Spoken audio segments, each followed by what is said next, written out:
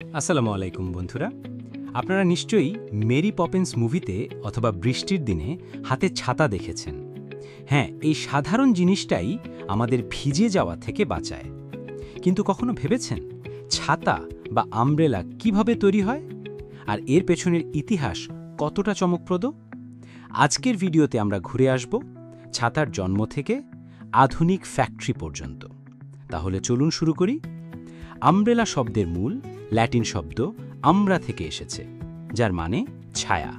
প্রথমে এটি বৃষ্টি থেকে নয়, বরং সূর্যের তাপ থেকে রক্ষা করার জন্য ব্যবহৃত হতো। এই ছাতার ছোট রূপকে প্যারাসোল বলা হয়, যা ফরাসি ভাষা থেকে এসেছে। পারার মানে বাঁচানো, আর সোল মানে সূর্য। প্রাচীন আফ্রিকা, এশিয়া আর ইউরোপের বিভিন্ন সভ্যতায় ছাতার ব্যবহার দেখা যায়। মিশরীয়রা পাম লিফ, পাপিরাস, এমনকি পালক দিয়ে তৈরি করত। তখন এগুলো মর্যাদা আর স্ট্যাটাসের প্রতীক ছিল। গ্রিস আর রোমের ধনী নারীরা ছাতা ব্যবহার করত সূর্য থেকে বাঁচার জন্য। কিন্তু মজার ব্যাপার হলো, পুরুষরা যদি ছাতা নিত তবে তাদের নিয়ে হাসাহাসি হতো। রোমান নারীরাই প্রথমে কাগজের প্যারাসোলকে তেল দিয়ে জলরোধী বানিয়ে বৃষ্টির দিনে ব্যবহার শুরু করে। ইউরোপে 1750 সালের আগে পর্যন্ত ছাতা তেমন জনপ্রিয় ছিল না। কিন্তু ইংল্যান্ডের জোনাস হ্যান্ডওয়ে সাহস করে রাস্তায় ছাতা নিয়ে বের হতেন। তখন মানুষ তাকে নিয়ে হাসত, এমনকি ঘোড়ার গাড়ির ব্যবসায়ীরা ক্ষতিগ্রস্ত হতো। তার কারণে তখনকার লোকে ছাতাকে ডাকত হ্যান্ডওয়ে। অবশেষে 19বিংশ শতকে ছাতা হয়ে ওঠে ফ্যাশন আর ভদ্রলোকের প্রতীক। আজকের দিনে ছাতা তৈরি করা হয় ফ্যাক্টরিতে। প্রথমে বানানো হয় শাফট, কাঠ, ধাতু বা ফাইবার গ্লাস দিয়ে। এরপর সেটার সাথে রিবস আর স্ট্রেচার জোড়া হয়, যেগুলো ক্যানোপিকে ধরে রাখে। ক্যানোপি সাধারণত নাইলন ফ্যাব্রিক দিয়ে তৈরি হয়। এটা হালকা, দ্রুত শুকায় আর জলরোধী।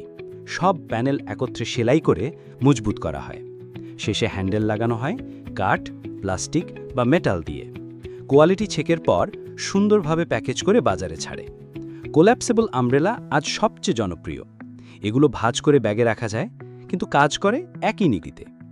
আজ আমব্রেলা শুধু বৃষ্টির হাত থেকে বাঁচার জিনিস নয়, বরং ফ্যাশনের অংশ। জাপানের ওয়াগাসা এখনও ঐতিহ্যবাহী উৎসবে ব্যবহৃত হয়। ইন্ডিয়ার রঙিন ছাতা বিখ্যাত ত্রিশূর পুরম উৎসবে। এখনকার ছাতা আসে নানা রং, ডিজাইন আর স্মার্ট ফিচার সহ।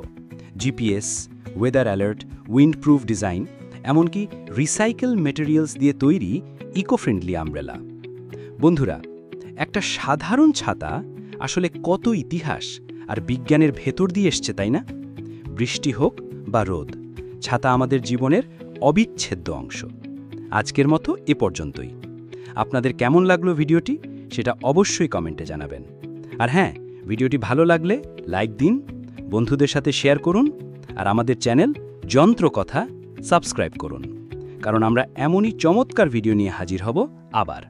ধন্যবাদ সবাইকে। আল্লাহ হাফেজ।